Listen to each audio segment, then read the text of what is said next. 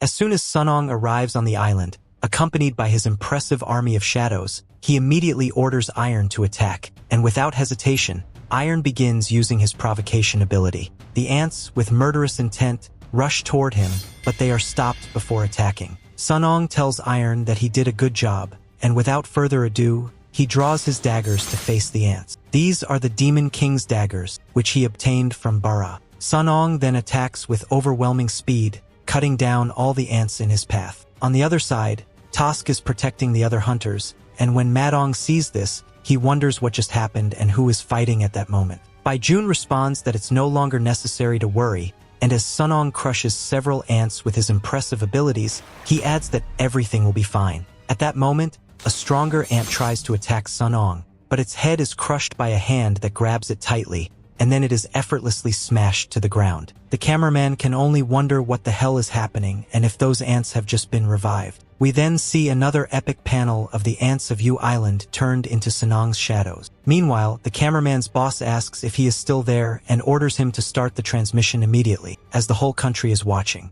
The cameraman can only say that even he doesn't know what's going on, as the ants have started killing each other. We get another epic panel showing a shadow ant eating the head of another. Sunong then tells the other hunters to gather around him. When they approach, he observes the pima, a healing drink, in their hands and quickly leans over limped, intending to give her the pima, while telling the others that he will explain everything later, but to please drink it for now. As the hunters drink the pima, they begin to recover little by little. Baijun notices the surprised look on his face as he says that all his wounds have been healed. However, Madong wonders why the hunter Chai hasn't woken up yet. Sunong explains that it's because she is in a critical state right now and that he can't treat her with his current abilities. He looks at her, saying that her senses are weakening little by little. Sunong then tells Madong that it seems the place has been cleared and that they should leave immediately before more ants arrive. Madong agrees, but just at that moment, something catches Sunong's attention. He turns around to find the ultimate ant walking toward him, saying that the king doesn't exist outside.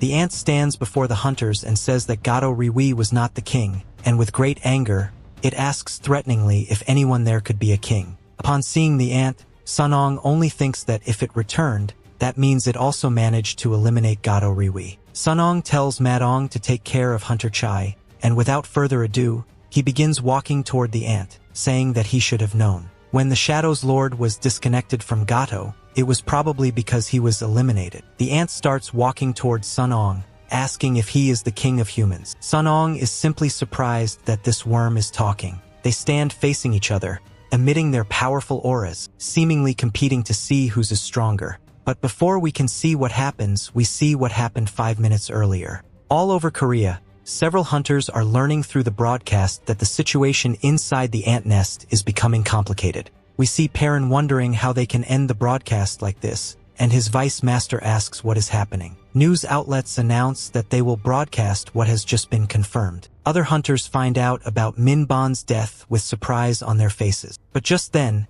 they announce that an unidentified hunter has appeared on the scene, and they will continue broadcasting the battle. Meanwhile, King and Sugimoto are talking, and he asks how they lost contact with Gato. Sugimoto, terrified, tells him that the hunter has just appeared at the Queen's Burrow. The president, Matsumoto Shigeo, is introduced as the associate president of the Japanese Hunters Committee. Sugimoto replies that the Korean team seems to be alive, and an entity with insane magical power, rivaling the ant, has appeared just at that moment. The president tells him to turn on the TV immediately. Meanwhile, at Sunong's house, his sister talks to their mother, who says that for some reason, the TV isn't working. Her daughter ignores her and asks where her brother is. The mother responds that he left because he had something to do and returns to focus on the TV, wondering why it isn't working. Minutes later, we see Jinha in his room looking at his phone, his mouth wide open. Lastly, we see President Gogan Hai very excited, wondering if the person who just appeared is Sun Jinwoo. After Sunong and the ultimate ant face off for a few seconds, the ant recalls Gato Riwi, comparing him to Sunong, and says that Sunong has a dangerous aura. Without further ado, it begins to expel a great amount of power with the intention of scaring off the ant, but it doesn't move an inch from its position. With a smile on its face, it tells the ant that now it really looks like an insect. In response to this provocation, the ant quickly launches an attack, but this time, the human just stands there and takes the full impact of the blow to the face. However, after receiving this tremendous hit, he doesn't move an inch, only causing a crack in the ground with his feet, and we have another incredible panel showing the human receiving the hit directly. The impact creates a huge explosion of energy that destroys everything around them. From a distance, someone can only comment that the power of the magic is insane and adds that they underestimated the ant too much, as it only took a direct hit to defeat the human. After landing the blow, the ant tells the human that he is very weak and that he is not the king either.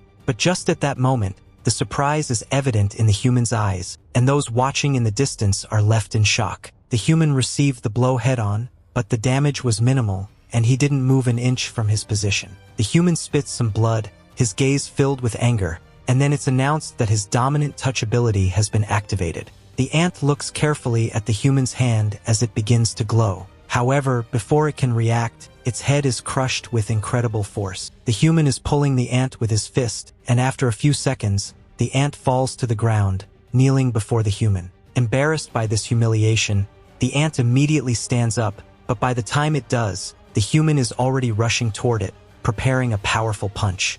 Without hesitation, the human delivers a tremendous punch that breaks part of the ant's skull. Upon receiving it, the ant is sent flying and crashes into the walls of its nest, causing a colossal explosion. Seeing this, one of the onlookers asks the others if they are completely sure the human is a magic-type hunter. They reply that even they can hardly believe it. On the other side, the ant charges back into the fight even angrier. Seeing this, the human comments that it's quite resilient, wondering if it's because of its exoskeleton, and prepares to continue fighting, saying that it's hindering it. At that moment, the ant appears before him, ready to strike, and the human simply raises his arm to block the attack. Once again, the ground around them shatters from the impact's power. The human then delivers another incredible punch, but this time to the ant's side. However, the ant counters this blow with a precise punch to the human's face. In another remarkable moment of this epic battle, both the human and the ant strike each other in the head at the same time. Neither of them moves an inch.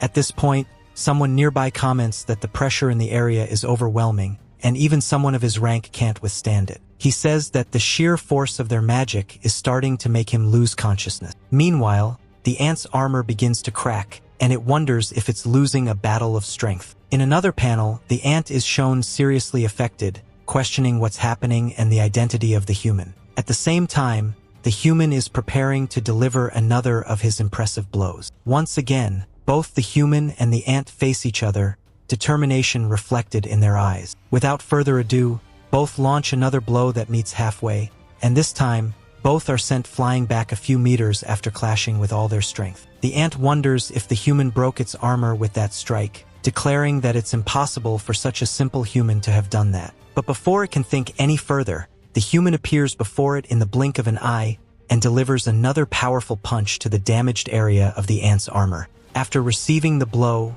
the ant once again kneels on the ground. In response, the ant attacks by shooting its sharp tongue at incredible speed, but the human dodges to the side, only receiving a small cut on his cheek. With no choice but to retreat a little, the human now has to kneel on the ground himself, wondering if the sensation he's feeling is poison as it begins to spread throughout his body. At this point, the ant explains that the poison it just used came from a sea snail and that it paralyzes its enemies. It also explains that it is one of the deadliest poisons nature produces on its own, and this, combined with the magic inside his body, turns him into a powerful poison. The assassin ant starts walking towards Sun, who is kneeling, telling him it is unfortunate. Without hesitation, it delivers the final blow, telling him to die already, while we only see Sun's head tilted, waiting to receive the hit.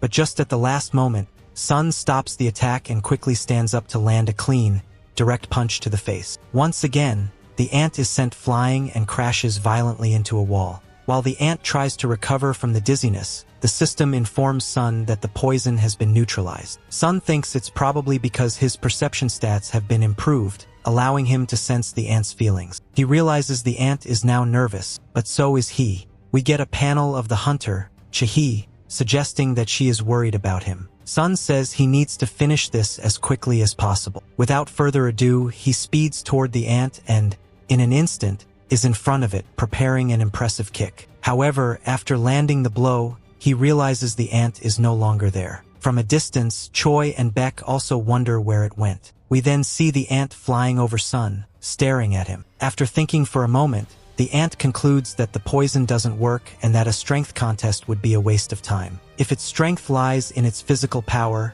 it doesn't need to match it because its advantage is in speed. Without hesitation, it prepares to fight again, extending its terrifying claws while thinking it will reduce the size it had gained and focus everything on agility. Then, becoming even more serious, it says the warm-up is over. In another impressive panel, the ant rises above Sun, ready for the final round. The ant is the first to attack, but before it can strike, Sun disappears in front of its eyes and appears beside it in a second, ready to land the final blow. However, the ant manages to hit first with its dagger, then a second strike comes from below. Using its overwhelming strength, it sends Sun flying with a violent push. Sun quickly stops his fall and uses the wall to propel himself back toward the ant in an explosion of power. We then get another epic moment in this battle, where we see Sun and the ant rush toward each other in fury, their eyes burning with rage. As soon as they meet, they move at lightning speed through the nest, exchanging hundreds of blows. The ant can't help but think that Sun not only matches its speed but is even faster.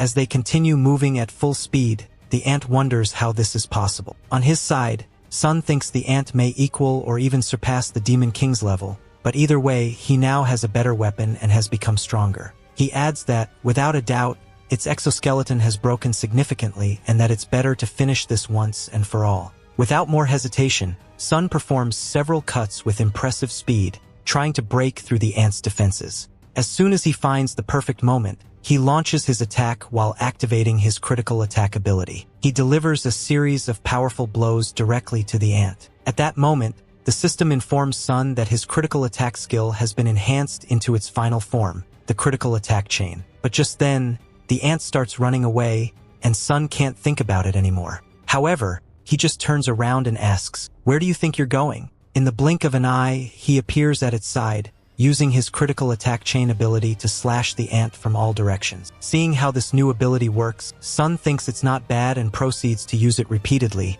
cutting the enemy in a frenzy, pushing it to its limit little by little. With one final quick attack, he manages to sever its arm. The ant wonders if it's not superior to this human, but then it says there's something it is superior in and starts screaming in a terrifying way. Suddenly, behind it appears a massive and menacing army of ants. However, upon seeing this, Sun simply smiles, and the ant looks at him very surprised. At that moment, Sun says the word his enemies hate to hear, and suddenly, Igris, Iron Tank, and the rest of the shadows appear behind him. We get another impressive panel of Sun's shadows and the ants from the Jeju Island charging into battle, ready to end this confrontation once and for all. Igris starts eliminating ants left and right with incredible moves, and as this happens, the others also eliminate others using their overwhelming strength. Meanwhile, Sun orders Taos to emerge, and Taos appears behind him with its menacing figure, ready to carry out its master's orders. He tells him to focus on the ants and that if humans are hurt,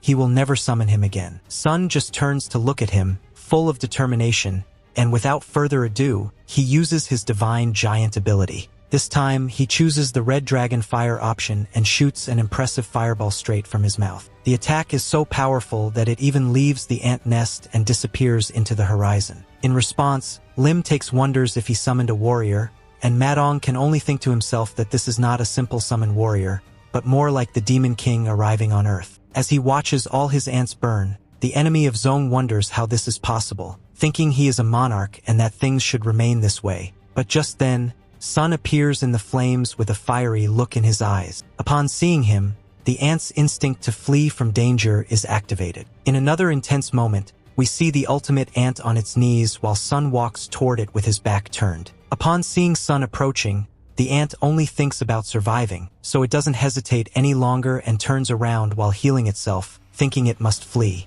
Sun realizes that this is the healing ability of the hunter Mingbong and that this is the first time he's seen a monster capable of absorbing the abilities of those it consumes. Meanwhile, the ant rushes to flee, thinking it must put distance between them. But just at that moment, Sun activates his dominant touch ability, and in front of the ant appears a gigantic hand that crushes it to the ground with overwhelming force. At that instant, Sun appears in front of it, ready to end it once and for all. Seeing his resolve, the ant can only begin to crawl on the ground, screaming in terror. In response, Sun leaps and tells the ant that he won't let it escape. In a second, he appears above it again and performs dozens of cuts at full speed until the system alerts him that his enemy has been defeated. After defeating the ultimate ant in an impressive battle, the system informs Sun that he has leveled up. Just then, Ba Jun tells him that the hunter Chaha is in trouble, and we see her very weakened. In response, Sunong quickly bends down before her, saying he wasted too much time and needs to find a healer quickly,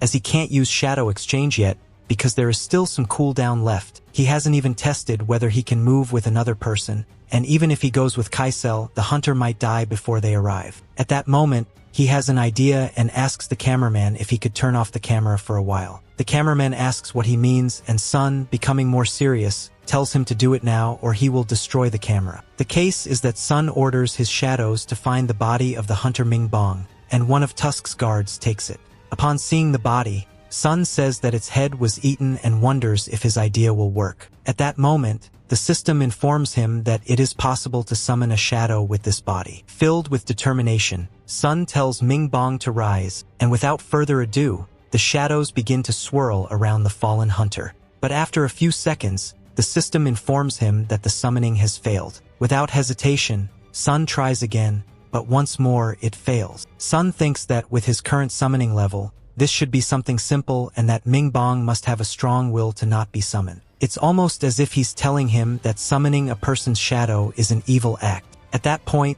Iron looks at him from behind, confused, as he was a person too. However, Sunong convinces himself, saying that the living have more importance. He makes one final attempt to summon the shadow he needs, but just then, Ba Jun calls his attention and asks what the hell he's doing with Ming Bong's body. In that moment, he realizes and says that the true nature of Sun's ability is the power of the dead. As soon as he says this, the shadow of Ming Bong materializes in front of them. Meanwhile, Choi can't believe that Sun's power is to use the powers of the dead. Madong just says that this proves he is not an ordinary summoner. The shadow of Ming Bong immediately places itself in front of Chaha and starts healing her urgently without waiting a second. Seeing this, Beck can only wonder if Ming Bong is really healing the hunter Chaha. In response, Sun says that he can tell exactly what kind of man Ming Bong was in life. He is healing Chaha on his own without Sun having ordered it, and in truth, he was a good person. Meanwhile, the cameraman says he's in shock and understands why Sun asked him to turn off the camera, as such a power cannot be exposed. We then see Choi also thinking that the more Sun fights, the stronger he becomes, and he can't even imagine how terrifying that power is. In the end, Ba Jun tells Sun that he's sure Sun will achieve great things in his future battles and that he's also sure Ming Bong will be of great help. However, he adds that his friend in life definitely hated fighting. Please do not take it to a battle. However, Song simply removes his hand from his shoulder as he tells him that this is the second time he has taken him by the shoulder. But the difference this time is that it's not an order but a sincere request, and that he also agrees with him. Then Mong approaches and says the words "cancel invocation," while his friend disappears and he watches with a smile. Ba Jun does the same, holding back tears. This is when the hunters begin to leave the ant's nest, and we see Madan carrying Chihi and Beck the body of his friend Min Bong. Before getting on the helicopter, Song says he will stay a little longer because there is still something he must do. Beck just says he understands, since this isn't completely over yet. We see several flying ants in the sky, and Song says he will clear the way and deal with the rest of the monsters before returning. Without saying more, he mounts his dragon while telling them he'll meet them later, then flies off at full speed. Ready to finish this problem. In a flash, he flies between the flying ants, crushing them into pieces. After that, we see how Song's shadows handle the rest of the ants, and then his mages incinerate the remaining pupae. As this happens, Song thinks that he even gains experience by eliminating ants that haven't even been born yet, and that's quite convenient. He analyzes his inventory and says he should organize it. But at that moment, he sees a weapon he had forgotten about. Without thinking, he takes out the Bara sword, saying he had completely forgotten about it. He quickly begins spinning it in his hand, then releases an impressive blow that sends a large amount of lightning all around. Seeing its effect, Song says it's too good to let it rust in storage and that he should deal with the remaining eggs with it. After Song eliminates a bunch more ants from the island, we cut to somewhere in the United States, where someone is watching the replay of his battle. A blonde man asks someone else what they think about it. We are then introduced to David Brannon, the director of the Hunter Bureau of the United States, who says that after watching the fight for a while, it's already 4 a.m., and he knows the person didn't come to his house just to ask his opinion because he already knows what he's thinking. He calls him Michael Connor. In response, Michael says that controlling hundreds of summoned creatures is certainly an extraordinary ability, and that it would be a waste for someone like that hunter to stay in a small country like Korea. David agrees and asks if he knows anything more about that person. Michael presents a document while explaining that a few months ago, an incident occurred at the Hunter Bureau known as the Sun Yil Onion Incident. He explains that a certain hunter was captured alive by Hunter James Rango at a door of Rango's, which opened in the east, and they weren't sure if it was a monster or a human, but Rango insisted it was a human from Korea. The information they gathered then is still archived, and when they read it, it turned out that he and the hunter son Jinwoo are father and son. He adds that other countries still don't even know Song's name,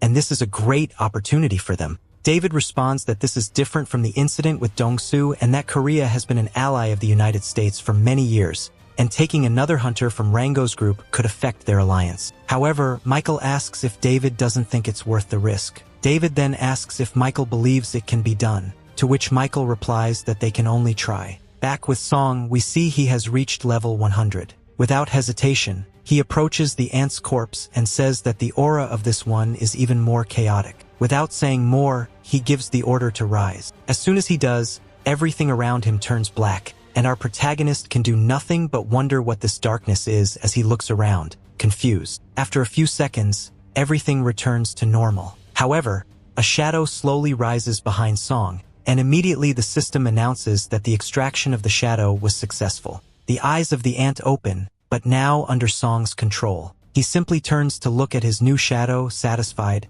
and says he thought he had failed. We then get another impressive panel showing the ultimate ant, now transformed into his shadow. The ant bows down on its knees, showing respect. Song says that he has never seen this rank before and assumes that General comes after Elite Knight, meaning this shadow is more powerful than the others. Considering its statistics when it was alive, it makes sense. Now, Song decides to extract the queen as well. But before he heads towards her, his new shadow calls him my king, and when he turns, the shadow asks him to please give it a name. Upon hearing this, Sunong only thinks that it seems like loyalty works in the same way with that type, but instead of giving it a name, he asks how it can talk. The answer is that it has always been able to do so. Upon hearing this, Sunong wonders how it can do that and if it's because it could speak before being transformed. But then he says that it's not the case, because Iron was human and couldn't speak after being turned into his shadow. The same thing happened with the Mimic Hunter and others, and the rank is the only difference between them and the new shadow. While watching the ant kneel,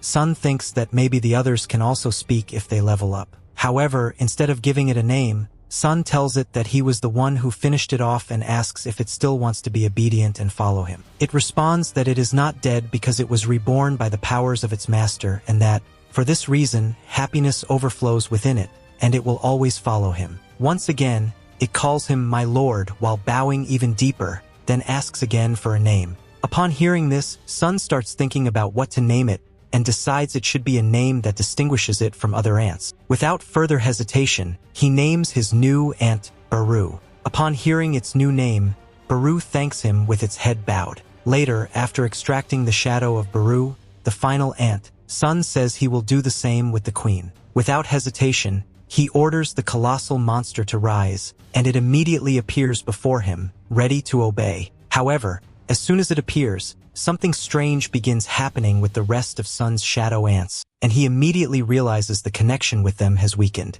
He then decides to ask Beru what is happening, and Beru tells him that the queen's ability is to control the ant colony. Sun asks if this means that control of the colony has now been given to her, and Beru confirms it. Then Sun asks why the queen lost so much power after becoming a shadow. Beru explains that the queen's magic is mostly for reproduction, and that it is impossible to reproduce without a body. Sun then asks if that means the queen doesn't fight, and Beru confirms this is exactly what it means. Sun thinks that there shouldn't be two leaders in an organization and decides to cancel the extraction of the queen ant. Then, without further ado, he tells his shadows to stop collecting the magic crystals, as they will be used to rebuild the Yellow Island and compensate for the losses caused by the damages. Immediately, his shadows drop the crystals. Meanwhile, Sun observes a rune he obtained from Beru's body and thinks that it should be enough. Sun focuses on his new problem and wonders how many ants are still alive and whether he could eliminate them with the army he has. Beru tells him that he can sense that the ants are struggling due to the lack of a leader,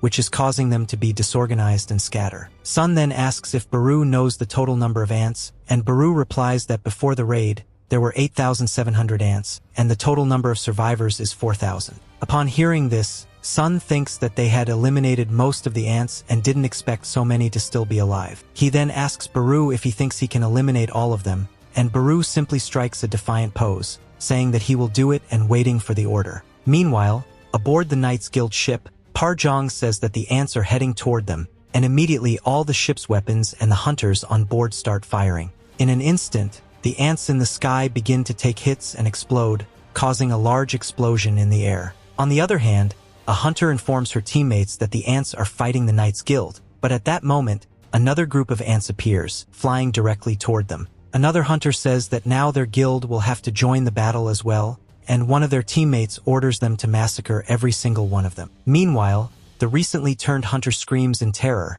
wondering how he will be able to fight against these monsters. And just at that moment, another hunter passes by, wondering if that is really a hunter of rank A. Meanwhile, at the port, we see other hunters also preparing for the attack of the ants. However, the surprise is reflected in the eyes of one of the hunters. Before the ants can approach, something passes by them at full speed, slicing through the air and cutting them down. The hunter on the ground can only wonder what that was, as it wiped out the ants. Another hunter says it was incredibly fast and that they couldn't even see it. They can only wonder what the hell that was as Beru passes by at full speed, eliminating ants by the dozens. After this, we are told that it took 2 days to eliminate all the ants and that more of them appeared in the Chinese Sea as well. On one of the ships, we see an officer saying that they haven't been able to sleep for 2 days, and an assistant adds that the second ant colony is heading toward them. At that moment, another officer tells them to give the order to fire, but the first officer says to wait a moment because the hero of China wants to take care of them on his own. As soon as he says this, we see a man with 2 large swords standing at the front of the ship, waiting for the ants. Without hesitation, he prepares to draw his weapons, telling them to rest in peace in the ocean. Without further delay, he launches 2 tremendous slashes that travel at full speed over the water, wiping out every single ant, causing another massive explosion. After this, the hunter says that these insects are insignificant, and if only the one he fought with was alive, it would have been more exciting. He adds that it's truly a shame, as dozens of ant corpses fall into the water everywhere. Meanwhile, on the other side of the world, a man says that there is only one connection between Mr. Wang Yi and son Jinwoo, and that Wang's older brother was murdered by Jinwoo. Without further explanation, we see Thomas Sandre, the guild master of the Scavenger Guild, saying that with what just happened, it will be harder to meet son Jinwoo, and that it's a shame because he wanted to meet him in person. At this, his assistant asks what he will do if Dong Su and Song fight, and he simply asks, "Don't you know me?" Then he turns to her with a fiery gaze and says that Dong Su is the possession of the Scavenger Guild, and that the Scavenger Guild is his.